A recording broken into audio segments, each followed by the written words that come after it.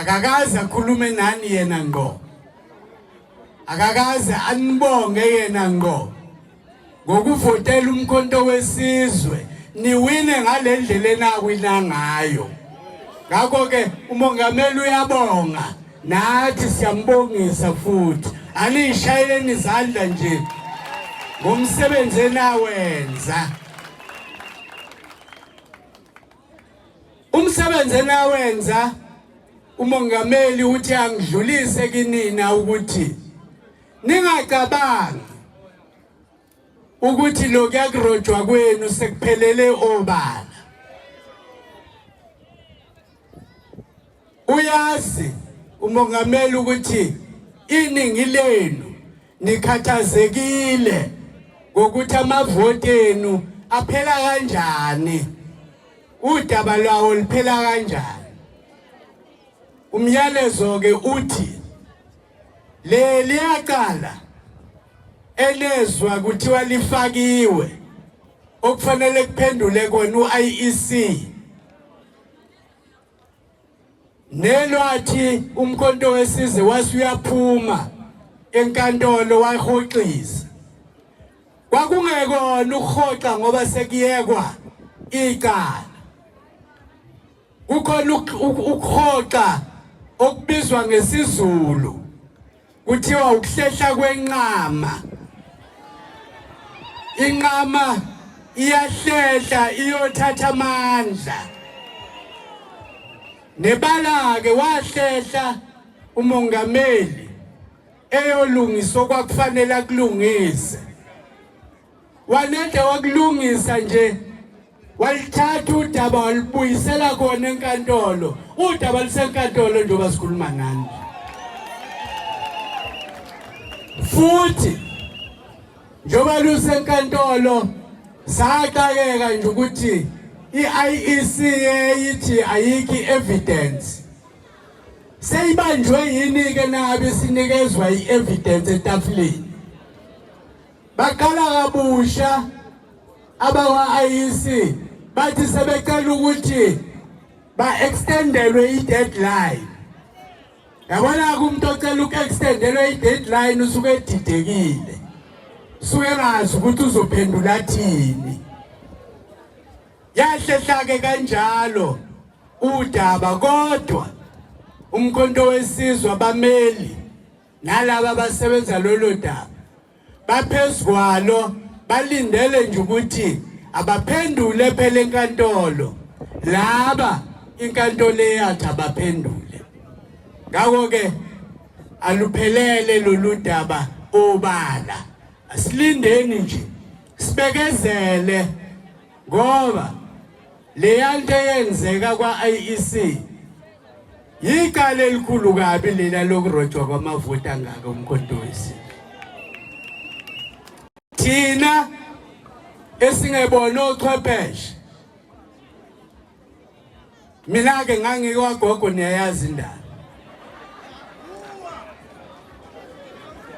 Ngiwomunye owathi nayethola ukuthi sengathi siyashaywa futhi ngathi sishawa umkhonto wesizwe, ngachitha ingcingo ngafonela yonke indawo, fonela ama-region ethu ukuthi hey naku kuthiwa siyashaywa kuhambe kanjani lapho.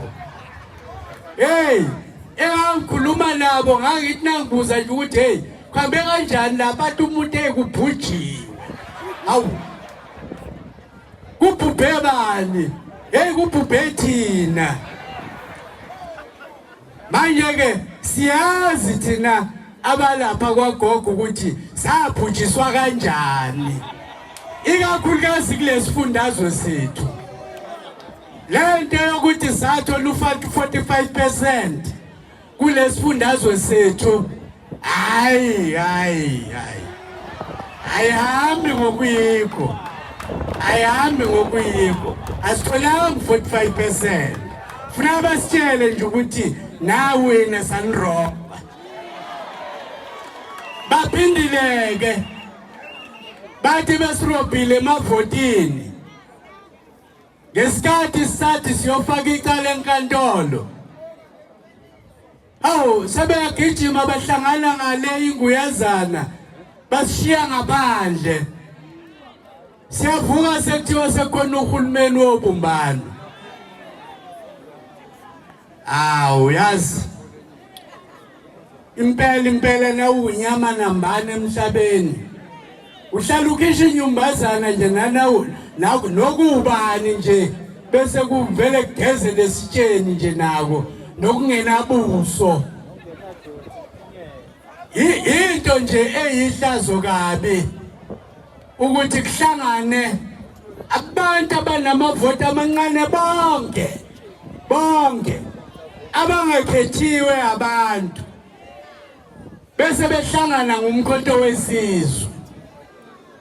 Leyo nto ke ingcenye yezinto ezingikhiphe kwagogo ngabondayi sengihlele ehlazweni ke manje la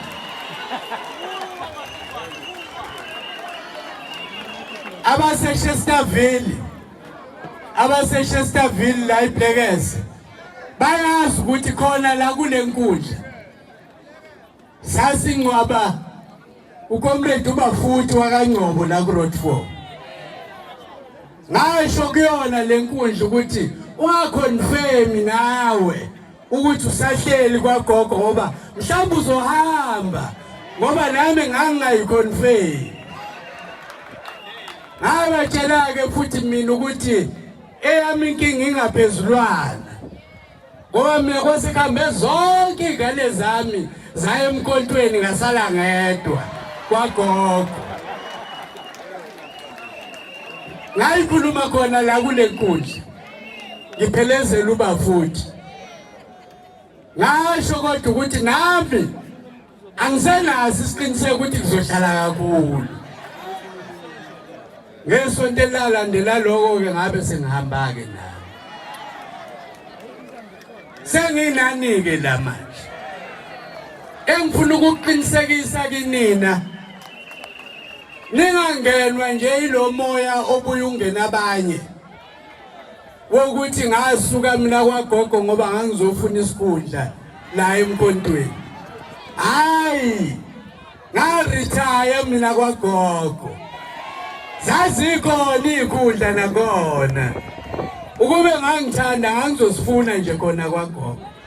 Cha mina ngifike la emkontweni wathi uNcamalala hey wemfowethu wafika kahle ngisenkingeni njengamanje manje ngidinga nje umuntu ozongenzela umsebenzi wokuba uconvener. Wangichazela futhi ukuthi uconvener kade naye useseParliament lesifundazwe saKwaZulu Natal kodwa futhi njobe seParliament umthetho sisekelo uthi mawuseParliament awukwazi phela ukuba seyinhlakeni eziholayo. Hayi ke ngamuzwa kahle wasethi mfowethu kimina ke uNcamalala ubhuti omdala so nayithi mfowethu akulona ihlazo lelo. Wasethi ngoba usukhona futhi unayo experience yokuba uconvener ngoba phela ngake ngaba uconvener mina kwagogo ngesikhathi nje ngo1990 kungakakhandwa ama structures ngangiuconvener kanye nobaba uHerry Gwala kanye noThera Likota la kwaZulu Natal. Ngakho ke akuyona into engiyikalayo leyo kuba uconvener. Wacela nje uNcamalala ukuthi woza ungilekelele ke sakhe lomkhonto siwakhe kahle siwakhe kabusha siwakhe ngokomthetho sisekelo. Wena ke futhi ngoba usuke wakhona naseParliament usiyongisiza nokulekelela laba baseParliament ngeindaba ezithinta iParliament. Akanamanga kuNcamalala ngoba eParliament ngihlale kusukela ngo1994 ngize ngayeka ngo2019 ngenxa yokungaphili. Ngakho ke bakhona ke bathe hayi usebuyela ukuya eParliament hayi bakwethu angibuyele ukuye eParliament. Mina ngize emkhontweni wesizwe ukuzolekelela kukhululwe abantu abamnyama. La sahluleka khona thina sikwagogo. Umkhonto wesizwe uzobamba lelo qhazake. Mina ngizolekelela lokho. Futhi ngamuzwa kahle mina uNqamalala mayethi umkhonto wesizwe hayi ukuthi uzosebenza wodwa. Uzosebenza nazo zonke lezi ezinye inhlangano zabantu abamnyama. Kwakhiwe umbimbo okuthiwa iPatriotic Front. Ngamuzwa kahle ngathi awu kodwa sasihlulwa yini ukubona into enhle kangaka. Ngoba iyadingakala iPatriotic Front yeinhlangano zabantu abamnyama. Ngakho ngizobamba iqhaza nje. Angikwazi ukuthi ngizothi asenze njani senze njani senze njani. Kodwa ngoba uNqamalala ushilo futhi wathi iyamhlupha kodwa lento yokuthi umkhonto wesizwe wawina abantu abaningi kwaZulu Natal okusho ukuthi uyi people's choice. Umkhonto wesizwe kwaZulu Natal yiwona waqokwa abantu bakwaZulu Natal ukuthi awulide lo hulumeni. Wasethi ke wemfowethu nawe wokucwaninga nje ucubungula ukuthi yini engenziwa ukuze kubuye lo hulumeni abesezandleni zomkhonto. Manje ke leyo mandate kufanele ukuthi ke mina ngiyicwaningeke nalaba esihola nabo kule province ngoba angiqokwanga ngedwa. Akhona amanye amakhomanda esaqokwa nawo. Funeka sinawo sibuza ukuthi uyobuya kanjani lo hulumeni kwaZulu Natal ubuyele ezandleni zabaniniwo okuwumkhonto wesizwe. Leyo nto ke sizoyenza siphezukwayo njengamba sikhuluma nje. Siphezukwa lawo malungiselelo. Asizukumemezela ngawo. Asizukuma esidlangalaleni. Sithi kuzokwenza ukuthi kwenziwe ukuthi kwenziwe ukuthi. Kodwa nina esinicelayo bekezelelani. Kodwa futhi manizwa abantu bekhuluma ku social media bekhuluma ngaleyo ndaba. Uma nje kungakhuluma uNqamalala ngalolo daba. Kungakhuluma umculo. Nazi ukuthi hayi lolo daba kabilona olwethu. Kusho ukuthi lisaphushwa nje abanye abaqagelayo. Uma sekufika olwethu niyoluzwa kahle ngoba liyomenyezelwa umongameli alumemezele ebambisene nobuholi bala kwaZulu Natal ukuthi cha sesifikeke uNqamlajuqu. Akuyona into encane leyo. Ngoba phela nabo laba abantu abalapha kuhulumeni abathi uhulumeni wobumbano okuhulumeni wokubandlulula. Ngoba phela yithi esibandlululiwe lapha ya. Manje bathi uhulumeni wobumbano. Bayaqaka nje ngoba sebeqabana bodwa futhi. Ade ngibezwa nje abanye abaholi bethi baqakwe ile ndoda le esifake ubuso bayo. Yafaka ubuso bayo eyimotweni zakahulumeni. Uyabona nje into engakaze yenziwe. Noma sivumelana nabo laba abayigxekayo kodwa umbuzo esibabuza wona ukuthi nanithi kuzokwenzeka kanjani. Nize nimnikeze nje lo mnyango nanithi kuzokwenzeka kanjani. Usenitshengisileke senitshengisile ukuthi uhlobo luni.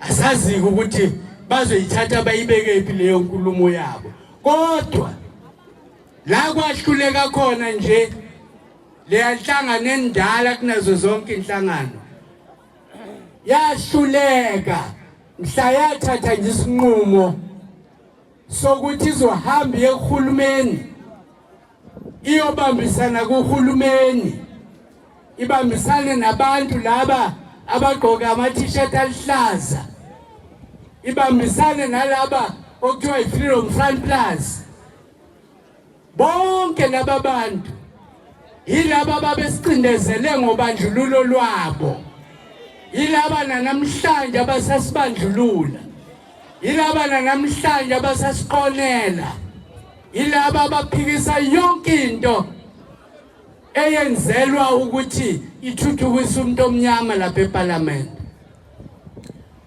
Bahlangana kanjani nalabo bantu ngoba labo bantu bayizitha zomuntu omnyama okubi kakhulu bese beyikhipha inyumbazana inhlangano ezinkulu njengana lenhlangano yomkhonto wesizwe party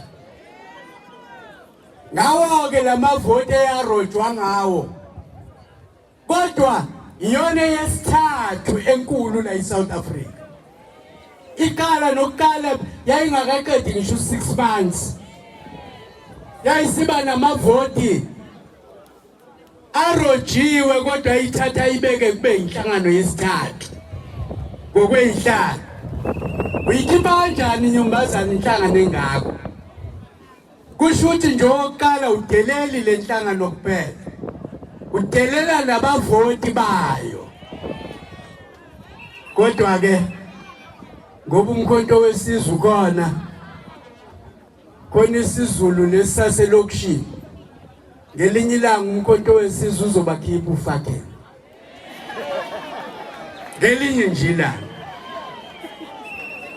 bangakhanasa namhlanje bacabanga ukuthi ngenxa yokurobha bawompetha ngeke ngelinye ilanga izophuma lento emqondweni wabo esikushoyo ke thina kinina nonke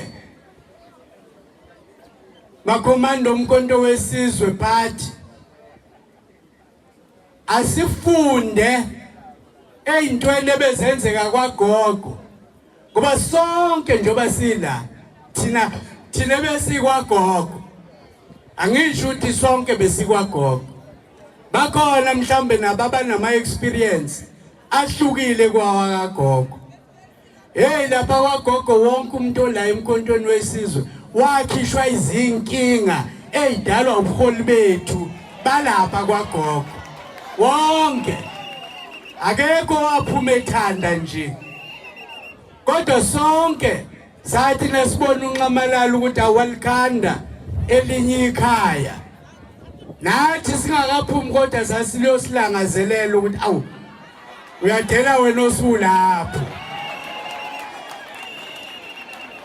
kufuneka ke enye yezinto wrong eyenzeka kwagogo ayikho into yokudelela kwabantu lokudelela okunjiya mihla namalanga ubona abaholi bedelela abantu mihla namalanga sayibali igigaba ukuthi ubani wayidelela abani ubani wadelela kuphi abadelelwa abantu ngoba abantu bayokukhipha leyanto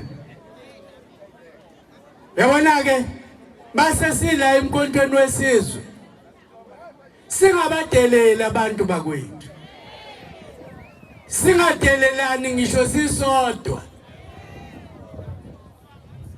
asisihloniphe thina umuntu ngamunye sihloniphe nabanye abantu bese sihlonipha ilunga nelunga lomkhonto wesizwe noma lisebholini noma like ebholini kodwa sibahlonipha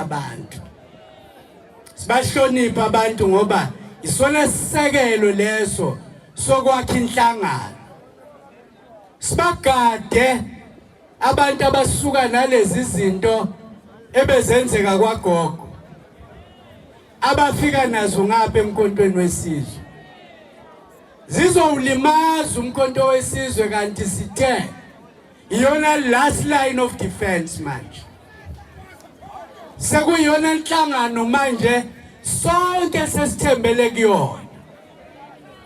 Nabo laba bakwagogo seyabadeleli ngoba mhlawumbe uzothi uyabadelela kanti udelela ofana noWillis wakaMnculu ongale kwagogo kodwa inhliziyo kade yahamba. Into ke leyo kufanele ukuthi niyibheke ngoba nginesiqiniseko mina ngoba ngiyabazi engithe nami sengisemkontweni nabo basho kimina bathi uyadela wena usulapho. Ngakho ke siqaphele sibadedele nje siyofika isikhathi sabo. Naloyo ufikelwa isikhathi sakhe osesithathile isinqumo singabe samvimba simamukele nje angene la uyobe uselungile. Sithathi hayi simbekezelele nje ukuba kuhlala sikafika isikhathi sakhe kodwa uyeza uyogcina esendleleni. Ngathi ke la eShestaville siphuma